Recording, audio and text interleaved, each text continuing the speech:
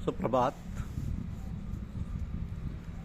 आज हम ऐसे एक अद्भुत योग पर चर्चा कर रहे हैं जिसका नाम है राज विद्या राजगुह्य योग। राज विद्या राजगुह्य योग। श्रीमद् भगवद गीता में भगवान श्री कृष्ण अर्जुन से कहते हैं कि तुझ दोष दृष्टि रहित भक्त के लिए इस परम गोपनीय विज्ञान सहित ज्ञान को पुनः भली भांति कहूँगा, जिसको जानकर तू दुख रूप संसार से मुक्त हो जाएगा। यह विज्ञान सहित ज्ञान सब विद्याओं का राजा, सब गोपनीयों का राजा, अति पवित्र, अति उत्तम, प्रत्यक्ष फल वाला, धर्मयुक्त साधन करने में बड़ा सुगम और अविनाशी है। तो हे परंतप, इस उपयुक्त धर्म में श्रद्धा रहित पुरुष मुझको न प्राप्त होकर मृत्यु रूप संसार चक्र में भ्रमण करते रहते हैं। मुझ निराकार परमात्मा से ये सब जगत जल से बर्फ के सदृश परिपूर्ण है और सब भूत मेरे अंतर्गत संकल्प के आधार स्थित हैं, किंतु वास्तव में मैं उनमें स्थित नहीं हूँ। वे सब भूत मुझ में स्थित नहीं हैं, किंतु मेरी ईश्वरीय योग शक्ति को देख के कि भूतों को धारण पोषण करने वाला और भूतों को उत्पन्न करने वाला भी मेरा आत्मा वास्तव में भूतों में स्थित नहीं है।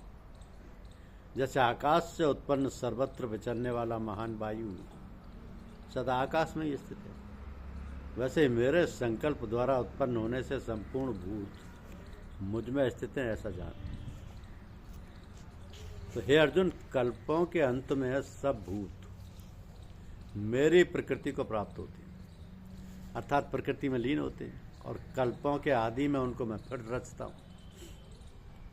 अपनी प्रकृति को अंगीकार करके स्वभाव के बल से परतंत्र हुए संपूर्ण भूत समुदाय को बार बार उनके कर्मों के अनुसार रचता हूँ।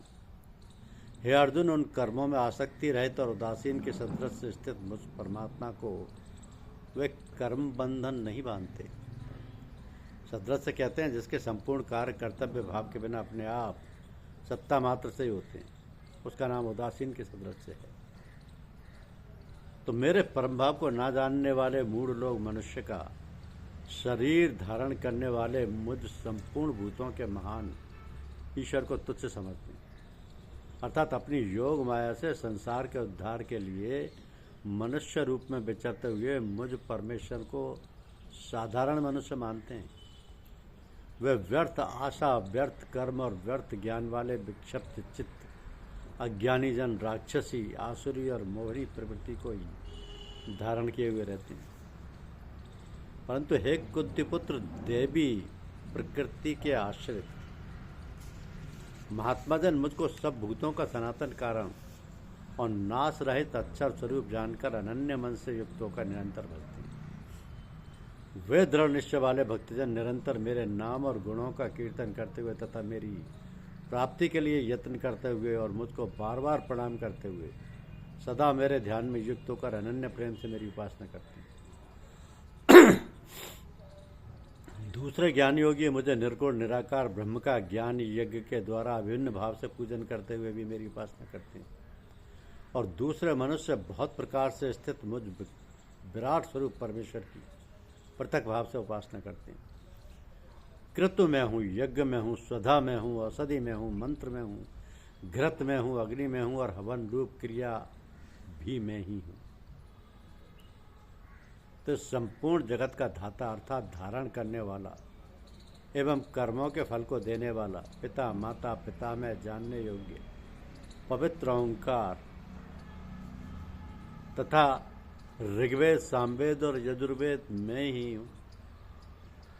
प्राप्त होने योग्य परम धाम, भरण पोषण करने वाला, सबका स्वामी, शुभाशुभ का देखने वाला, सबका वासस्थान, शरण लेने योग्य, प्रत्युपकार ना चाहकर हित करने वाला, सबकी उत्पत्ति प्रलय का हेतु, स्थिति का आधार, निधान और अविनाशी कारण भी मैं ही हूँ।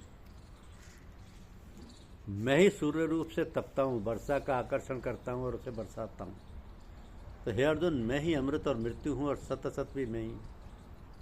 तीनों वेदों में विधान किए हुए सकाम कर्मों को करने वाले, सोमरस को पीने वाले, पाप रहित पुरुष मुझको यज्ञों के द्वारा पूजकर स्वर्ग की प्राप्ति चाहते हैं। वे पुरुष अपने पुण्यों के फलस्वरूप स्वर्गलोक को प्राप्त होकर स्वर्ग में दिव्य देवताओं के भोगों को भोगते हैं। वे उस विशाल स्वर्गलोक को भोगकर पुण्य क्षीण होने पर मृत्युलोक को प्राप्त होते हैं। इस प्रकार स्वर्ग के साधन रूप तीनों वेदों में कहे हुए सकाम कर्म का आश्रय लेने वाले और भोगों की कामना वाले पुरुष बार बार आवागमन को प्राप्त होते हैं, अर्थात पुण्य के प्रभाव से स्वर्ग में जीते हैं और पुण्य क्षीण होने पर मृत्युलोक में आते हैं। जो अनन्य प्रेमी भक्तजन मुझ परमेश्वर को निरंतर चिंतन करते हुए निष्काम भाव से बचते हैं, उन नित्य निरंतर मेरा चिंतन करने वाले पुरुषों का योगक्षेम मैं स्वयं प्राप्त कर देता हूँ। भगवत स्वरूप की प्राप्ति का नाम योग है और भगवत प्राप्ति के निमित्त किए हुए साधन की रक्षा का नाम क्षेम है। इसको योगक्षेम कहा जाता है। तो हे अर्जुन, यद्यपि श्रद्धा से युक्त जो सकाम भक्त दूसरे देवताओं को पूजते हैं, वे भी मुझको ही पूजते हैं, किंतु उनका वो पूजन अवधि पूर्वक अर्थात अज्ञान पूर्वक है, क्योंकि संपूर्ण यज्ञों का भोक्ता और स्वामी भी मैं ही हूँ, परंतु वो मुझ परमेश्वर को तत्व से नहीं जानते, इसी से गिरते हैं, अर्थात पुनर्जन्म को प्राप्त होते हैं। तो देवताओं को पूजने वाले देवताओं को प्राप्त होते हैं, पितरों को पूजने वाले पितरों को प्राप्त होते हैं, और भूतों को पूजने वाले भूतों को प्राप्त होते हैं, और मेरा पूजन करने वाले भक्त मुझको ही प्राप्त होते हैं। इसलिए मेरे भक्तों का पुनर्जन्म नहीं होता। तो जो कोई भक्त मेरे लिए प्रेम से पत्र, पुष्प, फल, जल आदि अर्पण करता है, उस शुद्ध बुद्धि निष्काम प्रेमी भक्त का प्रेम पूर्वक अर्पण किया हुआ वो पत्र, पुष्प आदि मैं सगुण रूप से प्रकट होकर प्रीति सहित खाता हूँ। तो हे अर्जुन, तू जो कर्म करता है, जो खाता है, जो हवन करता है, जो दान देता है और जो तप करता है, वो सब मेरे अर्पण कर। इस प्रकार जिसमें समस्त कर्म मुझ भगवान के अर्पण होते हैं, ऐसे संन्यास योग से युक्त चित्त वाला तू शुभाशुभ फल रूप परबंधन से मुक्त हो जाएगा और उनसे मुक्त होकर मुझको ही प्राप्त होगा। तो मैं सब भूतों में संभाव से व्यापक हूँ, ना कोई मेरा अप्रिय है और न प्रिय है, परंतु जो भक्त मुझको प्रेम से भजते हैं वे मुझ में हैं और मैं भी उनके प्रत्यक्ष में प्रकट हूँ। तो यदि कोई अतिशय दुराचारी भी अनन्य भाव से मेरा भक्त होकर मुझको भजता है, तो वह साधु ही मानने योग्य है, क्योंकि वह यथार्थ निश्चय वाला है, अर्थात उसने भली भांति निश्चय कर लिया है कि परमेश्वर के भजन के समान अन्य कुछ भी नहीं है। वो शीघ्र ही धर्मात्मा हो जाता है और सदा रहने वाली परम शांति को प्राप्त होता है।